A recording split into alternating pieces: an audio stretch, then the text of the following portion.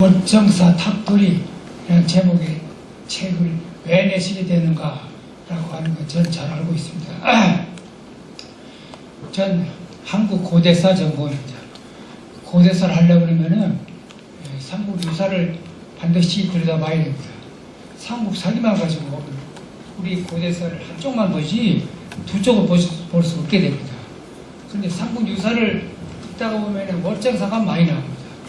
그래서 일찍이 저는 월정사에 대한 많은 관심을 가지고 도대체 월정사라고 하는 것이 삼국 유사와 어떤 관계가 있느냐라고 하는 것을 쭉 연구를 했습니다. 근데 그 삼국 유사가 말해주고 있는 그 현실이 오늘날에는 무엇으로 전하고 있느냐 그러면은 바로 이 월정사만이 우리 한국의 탑이라 그러면 보통 사각이고 3층 아니면 5층 더 올라가서 이제 7층까지는 있어요. 그런데 이제 8각으로 된 건 없습니다. 8각으로 된 탑은 고구려의 탑이 8각입니다. 그리고 또 그게 9층입니다. 그러니까 이게 무슨 월정사라고 하는 것은 저 탑이 고려시대에 세워졌다 그러지만은 고려시대에 와가지고는 통일신라시대에 억압받던 다른 고구려와 백제의 문화라고 하는 것이 쭉 숨어 있다가 고려시대가 되어지니까 그 문화가 이렇게 남쪽으로 내려와서 고려적인 문화가 월정사에서 꼽혔다라고 하는 그런 걸로 얘기하고 있습니다. 그 삼층탑이라고 하는 게, 구층탑이.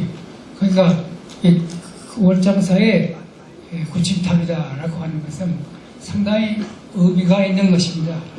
그런데 그런 의미를 가지고 이해하는 사람은 별로 없습니다. 제가 월정사에 관심을 가지면서부터 특히하죠. 제가 문화재위원 전문위원을 오래 했습니다. 한 40년간 평생을 문화재와 더불어 살았습니다. 그런데 월정사의 그 문수 동자산이라고 하는 거 있습니다. 그것을 국보로 지정할 때 제가 지정을 했어요. 그리고 또 요즘 와가지고는 유형문화재보다는 무형문화재가 또 인기입니다. 무형문화재를 서로 지정을 하려고 야단입니다. 그 덕분으로 이제 불교의 연등회, 그리고 또 수륙제, 영산제 이런 것이 무형문화재로 지정이 되어졌습니다. 그런데 유형문화재에서 왜 무형문화재로 문화재 지정과 관심이 왜 옮겨지고 있는가라고 하는 것이 아주 중요한 얘기입니다. 원행 스님께서는 모르긴 하지만 제가 오늘 와가지고 이 책을 잠깐 목차만 들여다봤습니다. 월정사 탑돌놀이를 이해하기 위한 그런 글로 채워졌겠지 않은가 그렇게 생각을 합니다. 보통 우리가 불교 문화를 생각할 때는요, 탑상이라고 합니다. 탑과 불상을 중심으로 불교 문화를 생각합니다. 왜 그러냐 그러면은 탑 앞에서 여러 가지 문화 행위를 하고 또 불상 앞에서 많은 문화 행위를 합니다. 그런데 불상 앞에서 하는 문화 행위라고 하는 것은 구체적으로 지금 많이 남아서 전합니다. 그런데 탑과 관련되어진 문화 행위다라고 하는 게 거의 소멸되고 없습니다. 그러면 아주 처음부터 없었느냐? 그러면 그렇지 않습니다.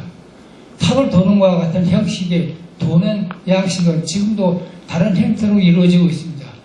예컨대 하암경에 근거한 법성계를 돈다라고 하는 그건 지금도 하고 있습니다. 근데 탑을 중심으로 돌지 않습니다. 또 18암일 도는 행사가 있습니다. 근데 그런 게 있어도 탑과 관련시켜서 생각하지 않습니다. 그런데 원양 스님께서는 그런 것을 탑과 관련해서 생각하면서 오늘날에 옛날부터 있어왔던 탑돌이 문화를 다시 재생해가지고 그것을 무형문화재로 지정을 해야겠다. 아마 그런 생각을 하고 계신 것 같습니다. 그거는 잘 하신 생각입니다. 저도 이게 탑돌이 문화 이것을 어디서부터 시작할 것인가 참 오랜 전에 한 3, 40년 전에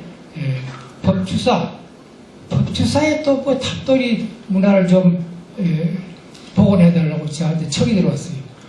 그런데 법주사에 탑이 없는데 그런데 탑에 뭐가 있느냐 그러면 팔상전이라고 하는 것이 탑의 형식으로 냈거든요. 우리나라 원래 탑이라고 하는 것은 목탑에서부터 시작했거든요. 황룡사탑이 목탑이었다 그랬죠.